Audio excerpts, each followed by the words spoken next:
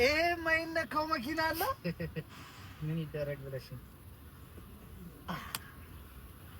እንዴት ነሽ? አለሁ እንዴ? እስኪ የሆነ ስራ እኮ እየሰራሁ እንዴ? ምን ወንበር አተ ምኑን ነክተህ ነው? አይ ገንዘብ ብቻ ኖሮት መኪና የገዛ ሰው አቆም ቆማለሁ። እጅ ይጹም እስኪ አይነካም። በቃ ሻይ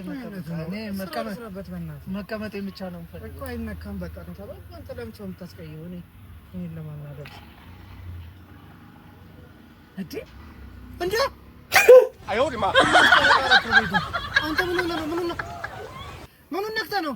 ይሄን ነው አራንተ ኧረ አይነካም። በቃ ኧረ ተው በቃ እንደሱ ቆይ ያዝ በቃ የነካው ይዘጋ በቃ ተዘጋ። በቃ ውረድለት በእናትህ የሚበላሽ መስሎት እኮ ነው። እውነት ነው፣ ግን እውቀት ያስፈልጋል። እዚህ መኪና ብሩ ከባድ ነው። በቃ ሂድለት። ደግሞ መኪና ቆሽሿል። እጣባው እሺ። ኧረ አይነካም ጭራሽ እና ሳይታጠብ ነው